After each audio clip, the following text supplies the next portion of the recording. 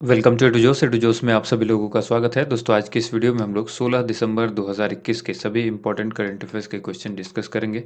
इस वीडियो में आपको करंट अफेयर्स के साथ साथ एक्स्ट्रा फैक्ट्स बताया जाता है और जितने भी स्टैटिक जीके के क्वेश्चन बन सकते हैं उन सभी क्वेश्चंस को भी इसमें शामिल किया जाता है। साथ में आपको करंट अफेयर्स का रिवाइज जो है वो रिविजन कराया जाता है। तो डेली यहाँ पर 10 से 15 मिनट का समय देकर करंट अफेयर्स को आप यहाँ पर पढ़िए और इसके बाद 5 मिनट हमारे एंड्रॉयड एप्लीकेशन पर दीजिए समय, जिसमें आपको क्विज़ के तौर पर हम ये सभी सवाल अगले दिन पूछते हैं। ठीक है, वहाँ पर आपको क्विज़ के अंदर क्या मिलेगा, रैंक और एनालिसिस मिलता है, यानी क्वेश्चन के साथ साथ आप जो है वो पूरा डिटेल देख सकते हैं कि आपने कितने क्वेश्चन सही किए, कितने गलत किए, किस क्वेश्चन को आपने स्किप किया, ओवरऑल इंडिया में आपकी रैंकिंग क्या है टोटल स्टूडेंट्स के अंदर और आपको क्या मार्क्स मिले।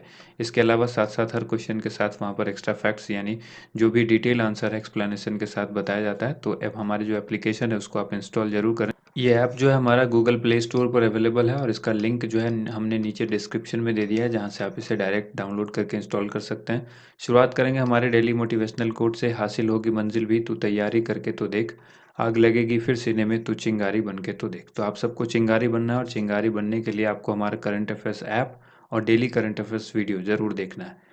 कल के चिंगारी प्रश्न का आंसर सबसे पहले देखेंगे। पहला प्रश्न जो हमने जो वीडियो के अंत में जो हम सवाल पूछते हैं उसको चिंगारी प्रश्न बोलते हैं। तो सबसे पहले इसी क्वेश्चन का आंसर देखेंगे। हाल ही में किसने मिस यूनिवर्स 2021 का खिताब जीता है? इसका राइट आंसर हो जाएगा हरनाज संधू। भारतीय हैं, पंजाब के हैं और इन्होंने जीता है। ठीक है, 21 साल के बाद कोई ऐसा जो है ये उपलब्धि भारत को हासिल हुआ है। तो ध्यान रखना है आपको कि मिस यूनिवर्स 2021 भारतीय हरनाज संधू ने जीता है। अब देखिए, हाल ही में किस बैंक ने wearable payment solution Bob world web launch किया है? तो नाम से ही पता लग रहा है, बीओबी यानी बैंक ऑफ बड़ौदा इसका राइट आंसर होगा। तो ऑप्शन डी यहाँ पर करेक्ट आंसर होगा, बैंक ऑफ बड़ौदा। हाल ही में बैंक ऑफ बड़ौदा ने national payments corporation of India यानी एनपीसीआई के साथ साझेदारी में बॉब वर्ल्ड वेब लॉन्च किया है। बैंक ऑफ बड़ौदा के बारे में जानिए। इसकी स्थापना 1908 में की गई थी। इसका हेडक्वार्टर यानी मुख्यालय बड़ोदरा गुजरात में है। इसके सीईओ और प्रबंध निदेशक यानी एमडी संजीव चड्ढा हैं। टैगलाइन है इसकी, India's international bank. Important fact में याद रखना है, 1 अप्रैल 2019 को विजया बैंक और देना बैंक को बैंक ऑफ बड़ौदा में विलय कर दिया गया था। हाल ही में आरबीआई ने डिजिटल भुगतान सेवा प्रदान करने वाली दिग्गज कंपनी पेटीएम को शेड्यूल बैंक का दर्जा दिया है। तो ये क्वेश्चन इंपॉर्टेंट है, इसको याद रखिएगा। नेक्स्ट क्वेश्चन है, इनमें से कौन सा देश 4.5 दिन का कार्य सप्ताह करने वाला विश्व का पहला देश बन गया है? इस क्वेश्चन का करेक्ट आंसर हो जाएगा ऑप्शन डी, संयुक्त अरब अमीरात। हाल ही में संयुक्त अरब अमीरात ने 1 जनवरी 2022 से शुरू होने वाले 5 दिवसीय वर्क वीक को 4.5 दिन में बदलने की घोषणा की है। यूएई ने यह घोषणा करने वाला जो विश्व का पहला देश बन गया है। संयुक्त अरब अमीरात में सोमवार से गुरुवार तक काम का समय सुबह 7:30 बजे से दोपहर 3:30 बजे तक होगा और शुक्रवार को सुबह 7:30 बजे से दोपहर के 12 बजे तक, यानी आधे दिन का समय होगा ये काम करने के लिए। संयुक्त अरब अमीरात की राजधानी अबू धाबी में है। इसकी मुद्रा दिरहम है। यहाँ के राष्ट्रपति खलीफा बिन जायद अल नहयान हैं। और करंट अफेयर्स रिवीजन में याद रखिएगा, हाल ही में दुबई सरकार ने दुनिया में पहली ऐसी सरकार जो है वो बनाई है जो कि 100% पेपरलेस है। ऐसी सरकार बन गई है दुबई सरकार यानी यूएई सरकार, जो कि पेपरलेस सरकार है। अगला सवाल है, भारत ने गणतंत्र दिवस समारोह 2022 के लिए कितने मध्य एशियाई देशों के प्रमुख को मुख्य अतिथि के रूप में आमंत्रित किया है? आपको पता है हर साल अतिथि जो मुख्य अतिथि होते हैं गणतंत्र दिवस के अवसर पर, तो गणतंत्र दिवस 2022 के लिए जो है मध्य एशियाई देशों के प्रमुख को मुख्य अतिथि के रूप में आमंत्रित किया गया है। तो ऐसे कितने मध्य एशियाई देश हैं? इसका आंसर हो जाएगा ऑप्शन डी, 5।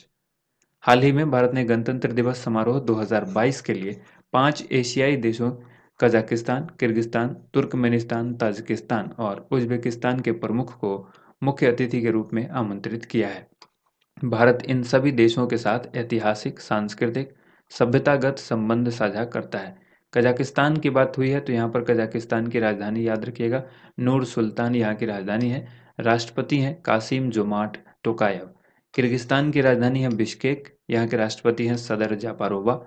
तुर्कमेनिस्तान की राजधानी है अशगाबाद, इसके राष्ट्रपति हैं गुरबागुली बेरदी मोहम्मदेव। ठीक है, गुरबागुली बेरदी मोहम्मेदोव। ताजिकिस्तान की राजधानी है दुशानबे, राष्ट्रपति हैं इमोमली रहमान। और उज़्बेकिस्तान की राजधानी है ताशकंद। इसके राष्ट्रपति हैं उज़्बेकिस्तान के शौकत मिर्ज़ियायेव। अगला सवाल है, वैश्विक प्रौद्योगिक शिखर सम्मेलन 2021 की थीम क्या है? ग्लोबल टेक्नोलॉजी समिट, ठीक है, इसकी जो थीम है 2021 के लिए वो क्या है? तो आंसर होगा option B, global meets local. विदेश मंत्री एस जयशंकर ने वैश्विक प्रौद्योगिकी शिखर सम्मेलन ग्लोबल टेक्नोलॉजी समिट के छठे संस्करण में भाग लिया। जीटीएस का छठा संस्करण 14 से लेकर 16 दिसंबर तक आयोजित किया जाएगा। 2021 की थीम है इसकी ग्लोबल मीट्स लोकल। इसका उद्देश्य प्रौद्योगिकी और बदलती भू राजनीति की प्रकृति को देखना। करंट अफेयर्स रिवीजन में याद रखिएगा, अमेरिका के राष्ट्रपति जो बाइडेन ने लोकतंत्र विषय पर व्हाइट हाउस के पहले शिखर सम्मेलन की शुरुआत की है। हाल ही में प्रधानमंत्री मोदी ने 13वें ब्रिक्स वार्षिक शिखर सम्मेलन की अध्यक्षता की, जो कि वर्चुअल माध्यम से आयोजित किया गया था। संयुक्त अरब अमीरात यानी यूएई को वर्ष 2023 में कोप 28 अंतर्राष्ट्रीय जलवायु सम्मेलन की मेजबानी के लिए चुना गया है। नेक्स्ट क्वेश्चन है, हाल ही में भारत जल प्रभाव शिखर सम्मेलन का कौन सा संस्करण संपन्न हुआ है? इस क्वेश्चन का करेक्ट आंसर होगा ऑप्शन डी, छठा संस्करण समाप्त हुआ है। ठीक है, हाल ही में भारत जल प्रभाव शिखर सम्मेलन IWIS का छठा संस्करण 14 दिसंबर को संपन्न हुआ। शिखर सम्मेलन नदी संसाधन आवंटन, क्षेत्रीय स्तर पर योजना और प्रबंधन के विषय पर आधारित था। स्वच्छ गंगा के लिए राष्ट्रीय मिशन नई दिल्ली और गंगा नदी बेसिन प्रबंधन और अध्ययन केंद्र कानपुर ने हाइब्रिड मोड में समापन सत्र आयोजित किया।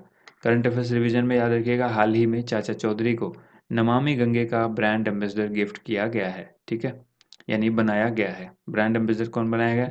चाचा चौधरी को। ठीक है, वर्तमान में श्री गजेंद्र सिंह शेखावत भारत के जल शक्ति मंत्री हैं, इसको ध्यान रखिएगा। नेक्स्ट क्वेश्चन है, हाल ही में किस राज्य के मिथिला मखाना को जीआई टैग प्राप्त हुआ है? इस क्वेश्चन का राइट आंसर होगा ऑप्शन ए, बिहार। मिथिला बिहार में आता है। तो हाल ही में वाणिज्य और उद्योग मंत्रालय के तहत भौगोलिक संकेत रजिस्ट्री यानी जीआईआर ने बिहार मखाना का नाम बदलकर मिथिला मखाना करने और इसकी भौगोलिक पहचान यानी जीआई टैग को बनाए रखने के प्रस्ताव को स्वीकार कर लिया है। बिहार का लोकप्रिय जीआई टैग, यहाँ पर ध्यान रखिएगा, जो बिहार में कुछ लोकप्रिय टैग जीआई टैग मिले हैं उसको ध्यान रखना है। मधुबनी पेंटिंग को मिला है, भागलपुर सिल्क को मिला है, मुजफ्फरपुर की लीची को मिला है, भागलपुर का जर्दालू आम है इसको मिला हुआ है। तो ये सभी जीआई टैग बिहार से संबंधित है। इसको आप बिहार के एग्जाम के लिए याद रखिएगा। इंपॉर्टेंट फैक्ट में याद रखना है, भौगोलिक संकेत यानी पंजीकरण और संरक्षण अधिनियम 1999 जीआई टैग वाले उत्पादों की सुरक्षा करता है। स्टैटिक जीके में याद रखना है, साल 2004-5 में पहली बार दार्जिलिंग चाय को भारत का पहला जीआई टैग उत्पाद बनाया गया था, यानी जीआई टैग प्राप्त हुआ था। तो भारत में सबसे पहले किसको मिला था? दार्जिलिंग चाय को, सन 2004-5 में। ठीक है, नेक्स्ट सवाल देखिए, हाल ही में पशुपालन स्टार्टअप ग्रैंड चैलेंज का कौन सा संस्करण लॉन्च किया गया है? इस क्वेश्चन का राइट आंसर है दूसरा संस्करण, ऑप्शन बी करेक्ट आंसर हो गया। पशुपालन और डेयरी विभाग के द्वारा स्टार्टअप इंडिया के साथ साझेदारी में पशुपालन स्टार्टअप ग्रैंड चैलेंज जो है, इसका दूसरा संस्करण लॉन्च किया गया है। इसे केंद्रीय मंत्री पुरुषोत्तम रूपाला के द्वारा डॉक्टर वर्गीज कुरियन की जन्म शताब्दी के उपलक्ष्य में गुजरात के आणंद में राष्ट्रीय दुग्ध दिवस मनाने में एक कार्यक्रम के दौरान इसको लॉन्च किया गया था। करंट अफेयर्स रिवीजन में याद रखिएगा, वर्तमान में मत्स्य पालन, पशुपालन और डेयरी मंत्री पुरुषोत्तम खोडाभाई रूपाला हैं। भारत का पहला मत्स्य पालन व्यवसाय इनक्यूबेटर ये हरियाणा के गुरुग्राम में लॉन्च किया गया है। गुरुग्राम जो कि पहले गुड़गांव के नाम से जाना जाता था। ठीक है, तो इसको ध्यान रखिएगा, ये पुराना नाम गुड़गांव है, नया नाम गुरुग्राम है। अगला सवाल है, किस राज्य के अस्कोट वन्यजीव अभयारण्य को इको सेंसिटिव जोन घोषित किया गया है? इस क्वेश्चन का करेक्ट आंसर होगा ऑप्शन बी, उत्तराखंड। हाल ही में पर्यावरण, वन और जलवायु परिवर्तन मंत्रालय के द्वारा उत्तराखंड के पिथौरागढ़ जिले में अस्कोट वन्यजीव अभयारण्य की सीमा के आसपास 454.65 वर्ग किलोमीटर के क्षेत्र को अस्कोट वन्यजीव अभयारण्य इको सेंसिटिव जोन यानी ESZ घोषित कर दिया गया है। उत्तराखंड के बारे में तो आप सबको मालूम है, यहाँ के मुख्यमंत्री पुष्कर सिंह धामी हैं, राज्यपाल गुरमीत सिंह हैं। यूनेस्को साइट यहाँ पर जो है वो उत्तराखंड के अंदर नंदा देवी और फूलों की घाटी राष्ट्रीय उद्यान, ये दो जो है यूनेस्को की जो है वो साइट्स हैं, ध्यान रखिएगा। करंट अफेयर्स रिवीजन में याद रखना है, हाल ही में काजू वैली वेटलैंड को तमिलनाडु का 16वां पक्षी अभ्यारण्य घोषित किया गया है और यूपी का हैदरपुर वेटलैंड भारत का 47वां रामसर साइट घोषित हुआ है।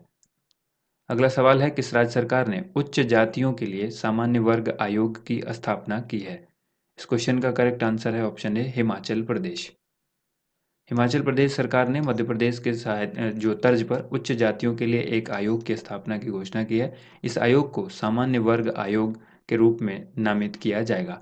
हिमाचल प्रदेश की राजधानी शिमला है, जो कि ग्रीष्मकालीन है, और धर्मशाला आप याद रखिएगा वो है शीतकालीन। मुख्यमंत्री यहाँ पर जयराम ठाकुर हैं, राज्यपाल राजेंद्र अर्लेकर हैं, और करंट अफेयर्स रिवीजन में याद रखना, हिमाचल प्रदेश कोविड-19 से बचाव के लिए राज्य के अर्हता प्राप्त सभी वयस्कों का टीकाकरण करने वाले देश का पहला राज्य बन गया है।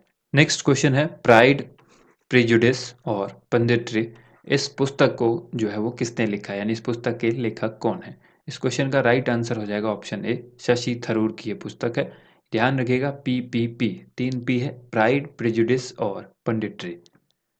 अब बारी है आज की एक्स्ट्रा खुराक की। यहाँ पर 5 सवाल आपसे पूछे जाते हैं और पाँचों सवाल का आंसर आपको आज की वीडियो में ही बताया जाता है। तो वीडियो को रोक करके आपको एक-एक सवाल का आंसर देना है और फिर हमारे आंसर से मिलान करना है। किस राज्य सरकार ने दुआरे राशन योजना की शुरुआत की है? किस राज्य सरकार ने मुख्यमंत्री घासियारी कल्याण योजना की शुरुआत की है? दिल्ली सहकार योजना किस राज्य में शुरू की गई?